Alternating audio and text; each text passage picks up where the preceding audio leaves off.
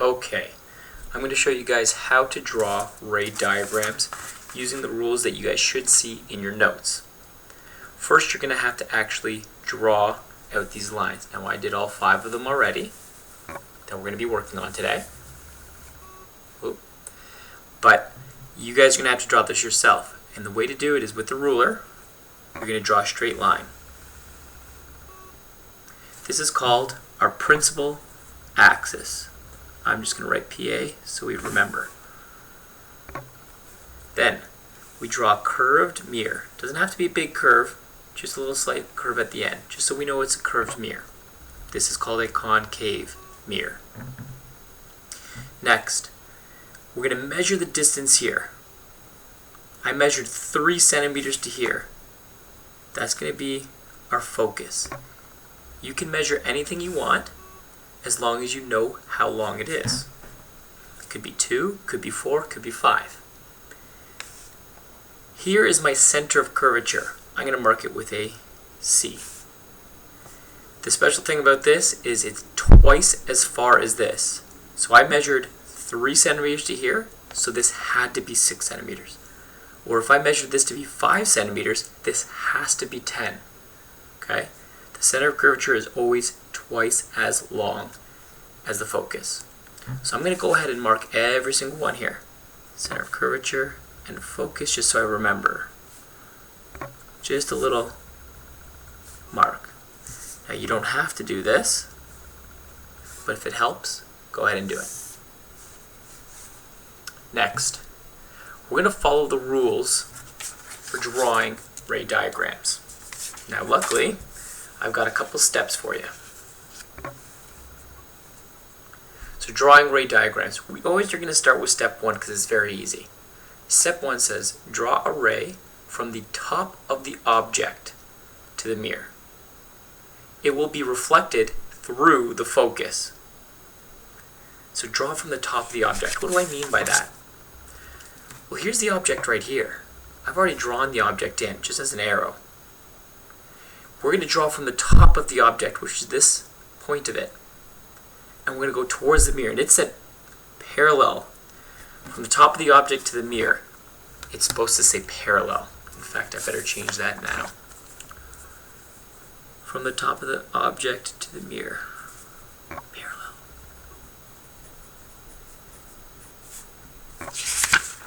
So, from the top of the object to the mirror, and it's going to be parallel to the principal axis. So do you see how this and my ruler are lined up parallel? So I'm going to draw it from here, top of the object like it asked, and you got to use a ruler for this, or some sort of straight edge. Okay.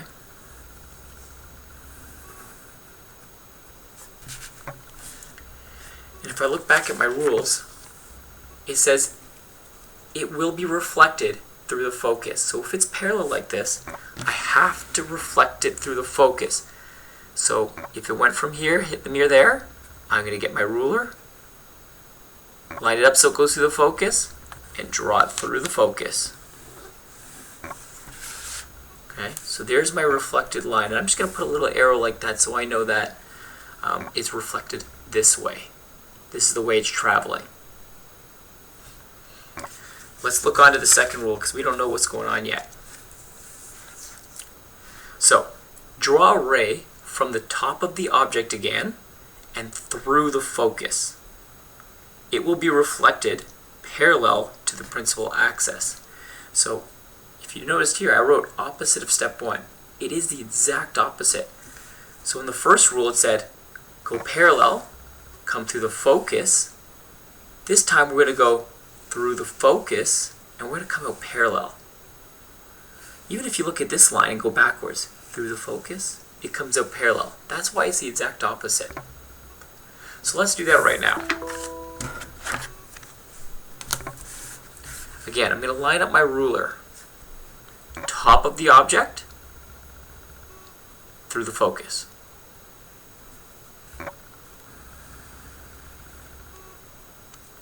Now, it says it reflects parallel to the principal axis. So I'm going to go right to where my ray touches the mirror, get my ruler, I'm going to get nice and parallel. That looks looks parallel. And it gets reflected parallel.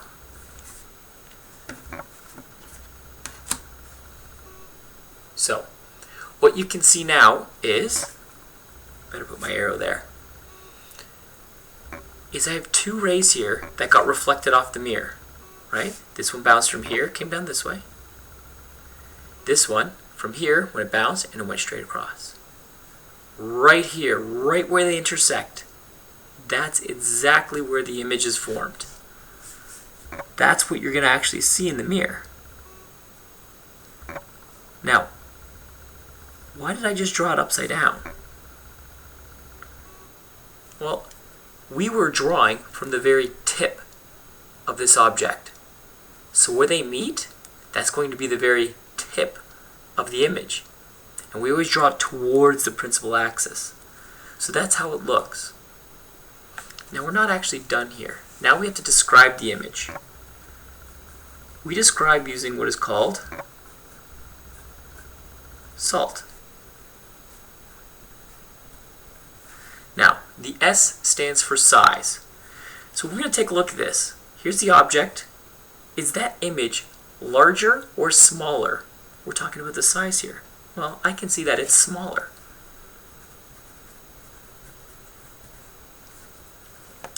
The attitude. The A stands for attitude. Attitude means, is it right side up or is it upside down? Well, we're always comparing to this. So right now that looks upside down to me.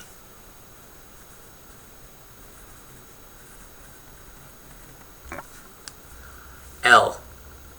L stands for location. We're just going to say where it is. Now, we can say it's beyond C or to the left of C.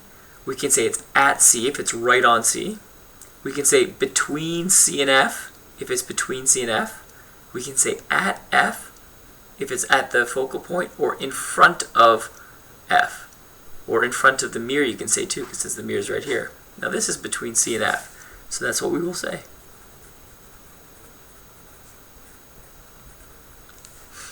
Lastly, type. This is the toughest one. The answer is always virtual or real. Now here's the best way to describe it. If this is real light rays, and they don't become fake or they don't go behind the mirror, then it would be considered a real image. Those are two real light rays coming together and creating an image. So this one would be real. And it'll help you understand it once you see a fake one or a virtual one. Let's move on to our next example. Now I'm going to go through it a little bit quicker because now I think you understand a little bit. So, step number one, going back to step number one, says draw a ray from the top of the object parallel to the principal axis, and that gets reflected through our focus. Simple. Next, draw a ray from top of the object to the focus.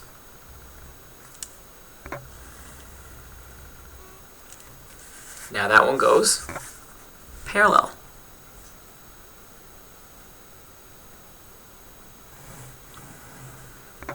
And I might have drawn this one pretty well, actually. Now, you can see that it's right here. Now I'm going to draw exactly where it is,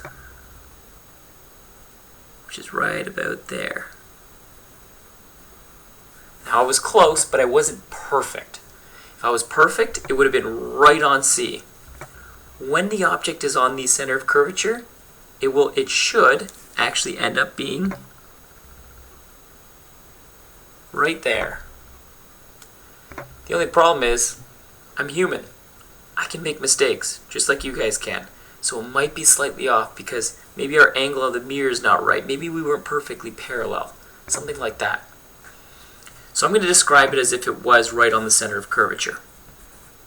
The size. Well, if it's the same distance away from the mirror, it's going to be the same, actually. The attitude. Well, it's still upside down. Location, that is right at C. And the type. This one's another real one. Again, it'll be easier once you see a virtual one. Let's look on to the next one. Same set of rules. Draw a line parallel to the principal axis to the mirror. Once it hits the mirror, it gets reflected through our focus. Next rule is we're going through the focus.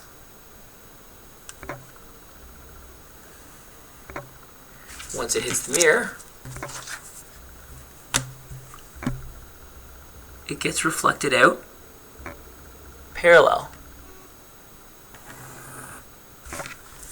Oh, they barely met. So,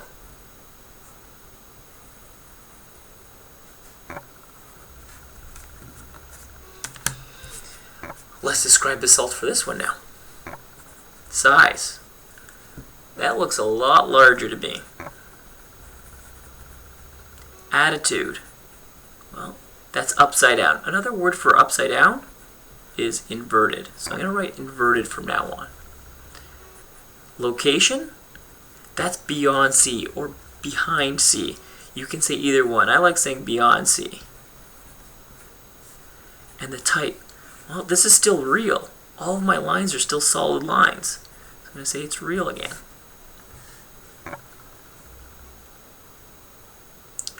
Alright, here is where it's going to get tricky. I'm going to put my rules back here so I can follow them. I'm going to follow the same step one. Parallel to the principal axis through our focus. Perfect. Now, the second rule is draw a ray from the top of the object and through the focus. Okay, so through the top of the object and through the focus. That's going to get me down here. Is that going to hit the mirror ever? It won't. So that rule actually won't work in this situation. So I can't use my second rule. I'm going to put that aside for now and bring out my next set of rules. So if step 1 and step 2 don't work, and they won't work every single time, we're going to draw something different. So, draw a ray from the top of the object, it's always the top of the object, to the vertex. Now, if you remember what the vertex is, it's right where this principal axis meets the mirror. So that's our vertex. So, we're going to draw from the top of the object to the vertex, and that gets reflected at the exact same angle it came in at. And I'm going to show you what I mean, even though I don't have a protractor. So, from the top of the object to the vertex. Lined up. There we go. Now, right here, this angle in here, I'm not sure what it is because I can't measure it. That looks about 25 degrees to me. Which means when it gets reflected, and you guys should remember this from plane mirrors, it should get reflected out at 25 degrees. Let me just get that lined up. Yeah, that looks about right.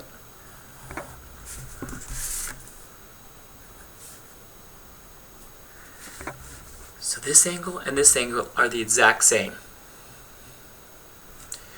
Now, we don't have to go on to step 4 then, because I can already see something happening here.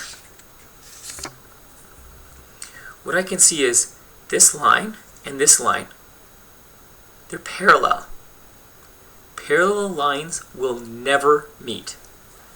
Now, if these lines don't meet, if they don't cross over like they did here, or like they did here, or like they did here, no image can be formed. We won't actually see anything. So, when you see something like this, when it's on the focus, and you draw your lines and they become parallel, instead of doing all of salt, you just go, no image. Nice and easy.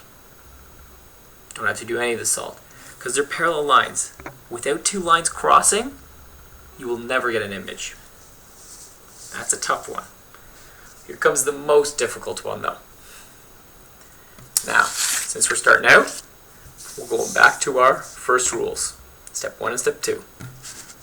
Always start with these.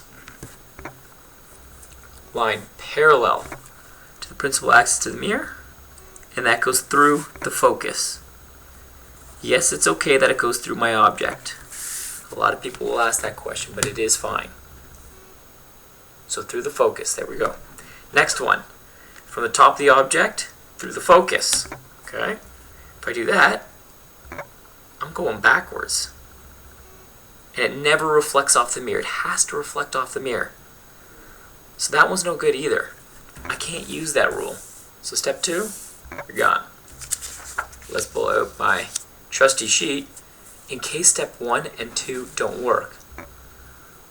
So we can draw something different. We can do step 3, which is that vertex one again, right? We can draw it to the vertex here.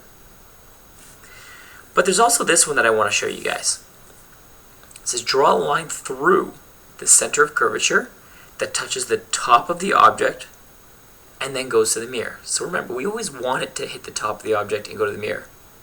It will reflect along the same path. So I want to make sure we understand that. So I'm going to draw that one.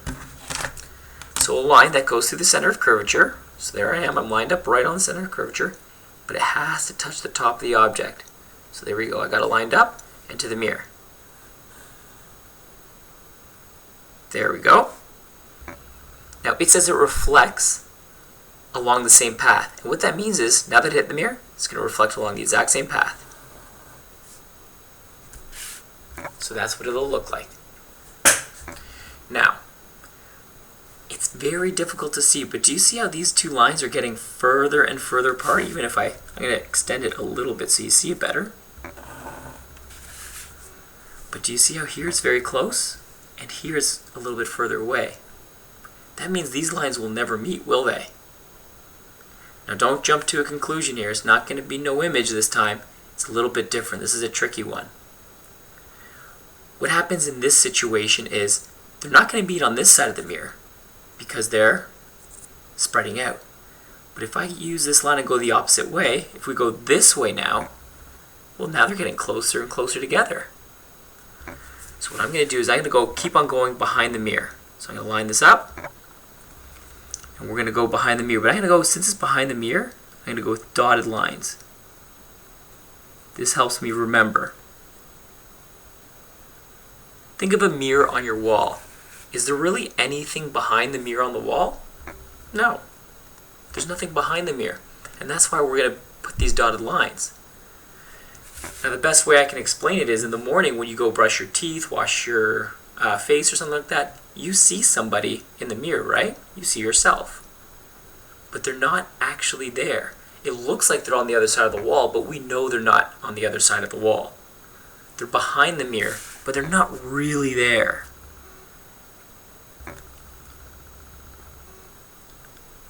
Here's my other dotted line if I extend it. So we can see that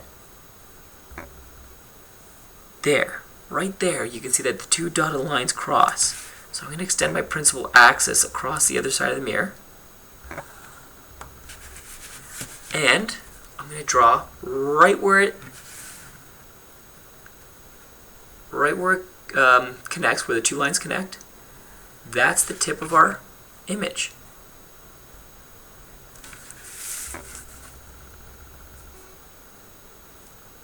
So that's a little bit of a tricky one. Now, let's do the salt for this one as well. We always do the salt for every single one we draw.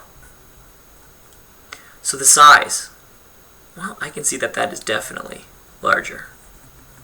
Attitude, this one is actually upright, the only one.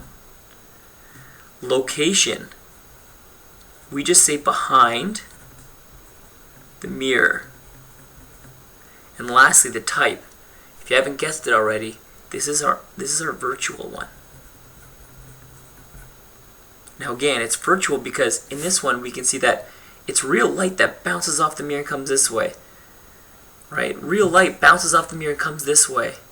In this one, the real light bounces off the mirror and goes this way. But the way our brain and our eyes are, we can go backwards because we know that the lines would connect if they were over here. And so we create this image over here, a virtual image over here. And that's why I always draw dotted lines at the back, because then that reminds me, I go, oh, if it's dotted lines, it's got to be a virtual image, because there's no real light back here. This is all fake light. This is just what our brain perceives. So that is how we draw images. And these are some good rules to follow. I hope that helps you guys. Let me know if you have any questions. Okay? I'm always here. I'll always answer emails. But you're going to have to do some of this work on your own and hand it in to me. Either draw it out yourself, or you can find a computer program that helps you with it.